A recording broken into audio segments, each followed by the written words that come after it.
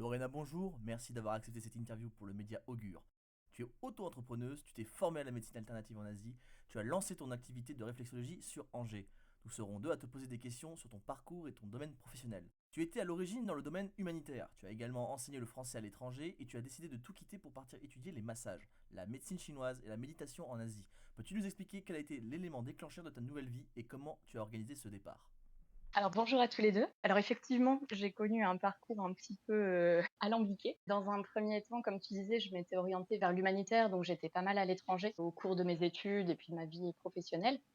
Et puis, c'était lors de justement de ma vie en Suisse que j'ai découvert la naturopathie, parce que c'est un métier qui est très à la pointe dans ce domaine. Et donc, c'est un sujet qui me passionnait. Donc, ça fait déjà 10 ans que j'ai découvert la naturopathie. Mais ceci dit, à l'époque, je me disais que c'était un métier qui était relativement bouché, puisque beaucoup de gens se tournaient déjà vers cette profession. Donc, je m'étais mis des barrières en me disant que bah non, j'arriverais pas à percer, donc que ça valait pas la peine d'étudier ça. Ceci dit, au cours des années qui ont suivi, donc j'ai enseigné effectivement le français à l'étranger et ensuite, j'ai travaillé dans une structure de soutien scolaire et ça a duré quelques années, mais durant lesquelles, en fait, je me retrouvais pas du tout. Parce qu'il y avait vraiment un souci de compétitivité, de chiffre d'affaires, permanent et en fait, j'étais en manque de sens total, donc j'ai fini par faire un burn-out il y a 3 ans et en fait, c'était un burn-out qui qui a été, le déclencheur de plein de belles choses parce que j'ai décidé de tout quitter, en fait, de quitter mon job, le lieu où je vivais, la vie dans laquelle j'étais et de retourner vers mes premières amours de naturopathie. Et en fait, à l'origine, l'idée, c'était vraiment d'étudier la naturopathie, mais sans vraiment avoir le souci de travailler dedans par la suite. Je voyais vraiment ça comme un cadeau que je me faisais, comme une récompense pour les quelques années passées à travailler dans le soutien scolaire. Et je me suis dit, bon, bah, je vais étudier ça et puis on verra bien ce qui se passe. Donc, je me suis inscrite dans une formation par correspondance parce que j'ai décidé de partir voyager. Et en fait, justement, ça a été le déclencheur de beaucoup de belles choses parce que je suis partie un petit peu par hasard à un mariage en Afrique, en Tanzanie. Et durant ce voyage, je devais rester 10 jours et puis finalement, dès le deuxième jour, j'ai décidé de pas prendre l'avion de retour. Donc je suis restée à barouder en Afrique pendant plus d'un mois et j'ai fait la rencontre de plusieurs globetrotters qui m'ont dit: «Mais là, en fait, concrètement, tu rien, tu pas de logement, tu pas de travail, il y a rien qui t'oblige à rentrer en France, donc bah, profites-en pour vadrouiller». Et je me suis dit qu'effectivement, c'était une bonne idée et il me restait 2 continents sur lesquels j'avais pas mis les pieds, c'était l'Asie et l'Amérique latine. Et donc, je me suis dit que c'était l'occasion d'aller parmi ces pays-là et j'ai choisi l'Asie parce que ce sont des pays dans lesquels c'est assez simple de suivre des formations en lien avec la naturopathie ou le bien-être. Un petit peu sur un coup de tête, un mois plus tard, j'étais dans un avion vers Bangkok et donc j'ai suivi une formation de massage thaïlandais à Bangkok dans un premier temps. Ensuite, j'ai suivi des formations de Reiki, de massage bien-être, de réflexologie. Et puis, bah, quitte à être en Asie, j'en ai profité pour faire quelques retraites de méditation dans des temples bouddhistes, plus d'un point de vue recentrage et point global sur ma vie. Comment s'est déroulée ton adaptation à l'étranger? J'imagine que ça n'a pas dû être évident à gérer, notamment vis-à-vis de la barrière de la langue. Comment Ouais. tu as géré ça? Alors en fait, j'avais déjà habité dans 3 pays différents. J'avais Mmh. vécu en Australie, en Suisse et au Canada auparavant. Donc le fait de voyager à l'étranger est pas quelque chose qui me faisait peur en soi, mais c'était vraiment le premier voyage que je faisais en mode solitaire et sac à dos. Donc c'était beaucoup plus façon débrouille et ça effectivement de ce point de vue-là, ça a vraiment été un voyage initiatique parce que c'était quelque chose que je n'avais jamais fait et je t'avoue que c'était pas toujours rose. Il y a eu des moments un peu critiques, notamment en Birmanie où j'ai attrapé des puces, ensuite des punaises de lit, j'ai eu des intoxications alimentaires, mais j'en suis allée jusqu'à avoir des hallucinations, tellement j'avais de la fièvre dans la jungle au Cambodge. Enfin bref, il y a eu plein d'aventures et c'est vrai que quand tu es seule dans ces cas-là, tu te sens vraiment très, très seule. Mais je pense que c'était vraiment l'objectif de ce voyage, je dirais, pour faire face à ce burn-out. L'idée, c'était vraiment de me retrouver et de me prouver que j'étais capable de faire quelque chose comme ça. Donc, je suis vraiment rentrée en France avec ce sentiment qu'après avoir vécu ça, en fait, je pouvais vraiment tout accomplir. Et ça m'a aussi confortée dans le fait que c'est les médecines naturelles, la médecine chinoise, les massages, c'était vraiment quelque chose qui me passionnait et vers lequel je souhaitais m'orienter. Après, tu me demandais, oui, pour la langue. Et ben, en fait, tous les besoins fondamentaux sont mimables. Ça, je m'en suis rendu compte. Tu peux mimer absolument tout ce dont tu as besoin vitalement. Donc, le sommeil, la soif, la faim, toutes ces choses-là, la maladie, tu peux mimer.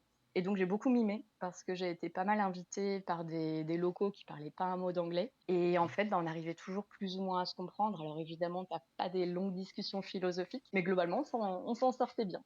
Comme tu l'as évoqué, tu es retourné en France et par la suite fait ce que l'on appelle du woofing. et tu as vécu aussi parmi des communautés alternatives. Peux-tu nous expliquer ce qu'est le woofing et comment en es-tu arrivé à tenter l'expérience? Alors, le woofing, c'est un système d'échange en fait dans lequel, en tant que bénévole, on va travailler dans des fermes, principalement des fermes bio.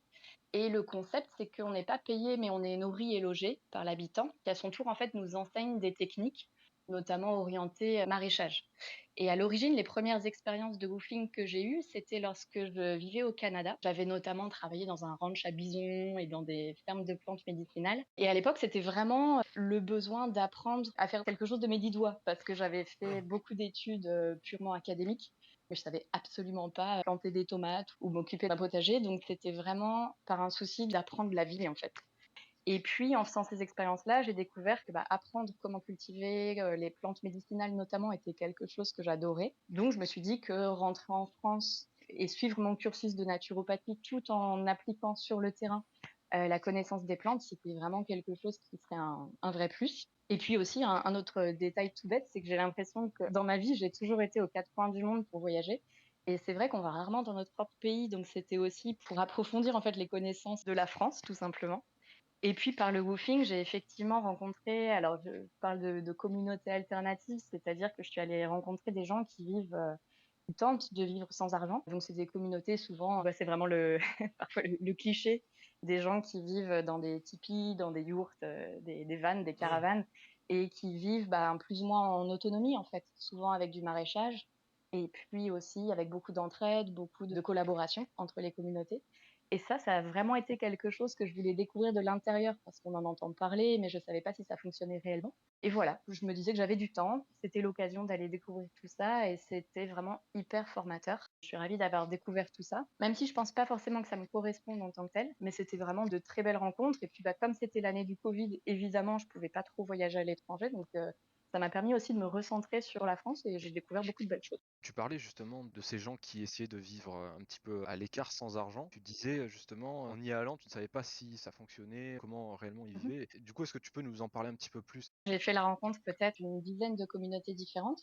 Chacun a vraiment des modes de fonctionnement très, très variés. Je pourrais pas généraliser et te dire oui, ça fonctionne ou non, ça fonctionne pas.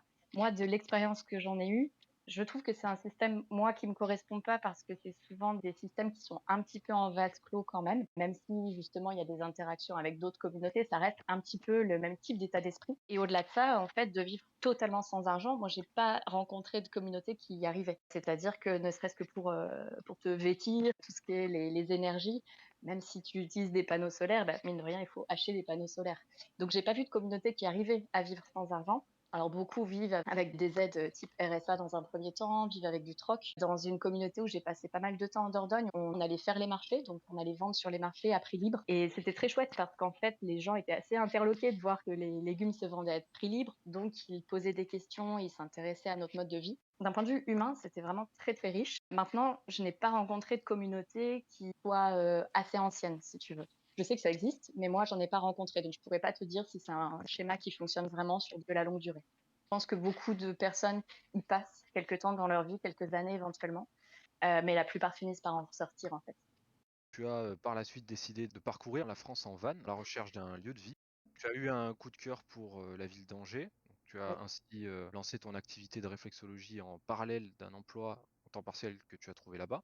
Pourquoi tu as décidé après, tant de voyages, tant d'expériences, de monter ta propre entreprise et comment s'est passé, le lancement de ton nouveau projet? En fait, j'ai décidé de continuer à avoir un emploi salarié à temps partiel quand même. C'est-à-dire qu'effectivement sur Angers, donc j'ai cherché un travail dans la pédagogie puisque c'était un domaine que je connaissais bien et dans lequel j'adore travailler. Et c'est vrai que la pédagogie n'est pas un domaine que je comptais arrêter totalement. En fait, je trouve que c'est un très bon équilibre d'avoir un emploi salarié à temps partiel pour avoir des collègues, une structure stimulante dans laquelle travailler et puis aussi une sécurité, une certaine stabilité, sachant qu'en naturopathie, bien souvent, on nous dit qu'il faut 3 à 5 ans pour être autonome financièrement. Moi, mon objectif n'a jamais été en fait de travailler comme naturopathe à temps plein. Vraiment, j'aimerais bien garder cet équilibre de moitié-moitié.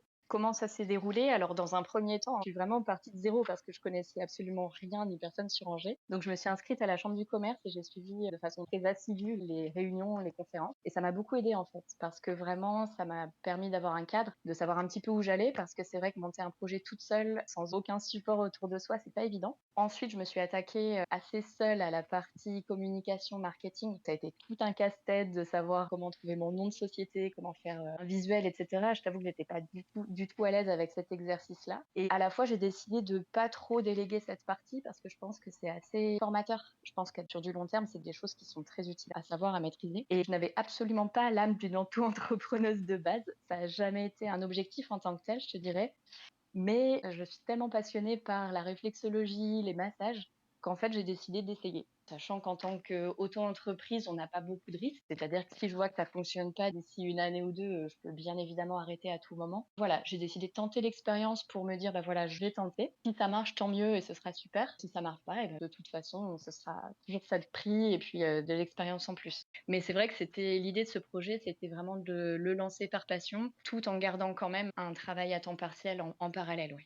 Est-ce que tu peux nous parler un petit peu de la naturopathie, la réflexologie pour nos auditeurs? Est-ce que tu pourrais nous dire qu'est-ce que c'est concrètement?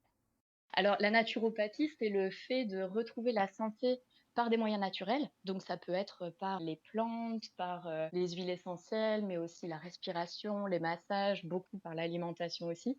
Donc, des personnes peuvent venir pour vraiment différents types de demandes. Ça peut être vraiment des maux physiques, par exemple des problèmes chroniques. Ça peut être des personnes qui tombent tout le temps malades, qui ont beaucoup d'angines, par exemple, ou d'infections pulmonaires. Ça peut être également des accompagnements un peu plus lourds, par exemple en parallèle d'une chimiothérapie ou d'un traitement lourd allopathique, donc de médecine classique. Et ça peut être aussi juste des ajustements, des moments de stress, des accompagnements aux grossesses, par exemple, des insomnies, de l'accompagnement au sevrage du tabac, c'est vraiment très, très varié. Et moi, je me suis spécialisée en réflexologie et dans le soin par le toucher, donc par les massages, parce que je trouve que c'est une technique qui est vraiment très efficace. La réflexologie, c'est de passer par le massage du pied ou de la main. En l'occurrence, c'est les deux types de réflexologie que moi je pratique. Et sachant que sur le pied ou sur la main, on a toutes les zones réflexes de l'ensemble du corps. C'est-à-dire que sur le pied, tu vas retrouver les zones qui sont connectées à ton cœur, à ton foie, à ton poumon, etc. Et l'idée, c'est vraiment d'aller stimuler ces zones-là pour remettre l'équilibre et de la circulation de l'énergie dans ton corps. Et je trouve que ces techniques-là connaissent vraiment de grands succès,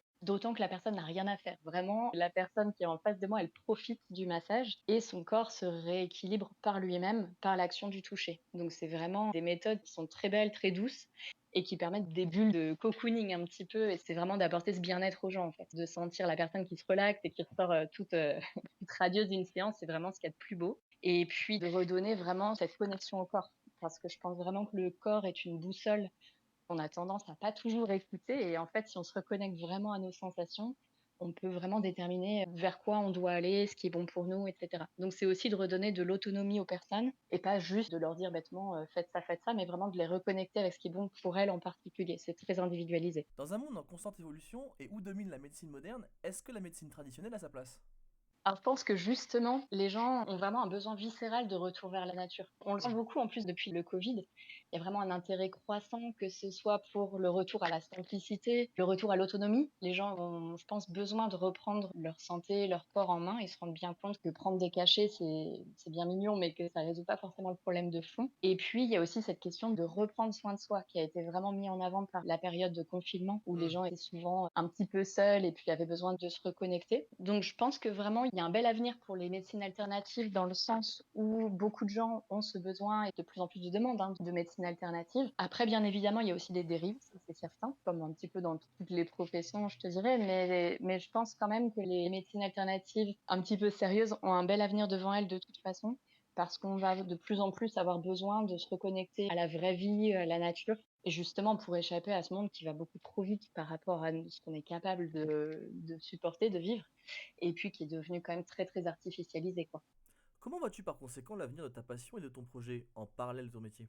Alors là, pour l'instant, c'en est vraiment au stade de début, donc j'ai Mmh. commencé les séances de réflexologie en octobre pour les premières fois Mhm. et pour l'instant, donc je me déplace au domicile des personnes. Je n'ai pas de cabinet, c'est un choix parce que pour l'instant, les gens auprès de qui j'interviens préfèrent que je me déplace chez elles parce que justement, ça leur permet de faire un break dans leur quotidien et puis que le bien-être vienne à eux directement. Par la suite, en fait, ce que j'adorerais faire, c'est vraiment proposer des conférences, des formations, éventuellement des ateliers de massage, de méditation pour permettre aux gens d'apprendre à se reconnecter au corps pour ne pas avoir à dépendre de quelqu'un et qu'ils puissent vraiment retrouver leur autonomie aussi. Je pense qu'il y a un vrai éveil qui est nécessaire. Je pense que éveiller à la sensibilité, retrouver la connexion à l'intuition est quelque chose de fondamental. Et voilà, comme je te disais, je pense que le corps est notre meilleure boussole.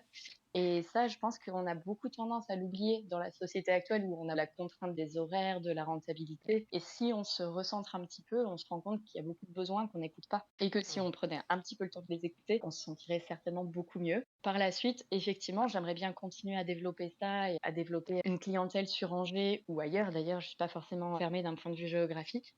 Et puis développer aussi le côté formation et conférence. Ouais. C'est la fin de cet entretien. Si vous appréciez notre contenu, abonnez-vous à notre chaîne YouTube, activez la cloche pour recevoir les notifications de sortie des prochaines vidéos. Merci de votre soutien et à bientôt pour une prochaine interview.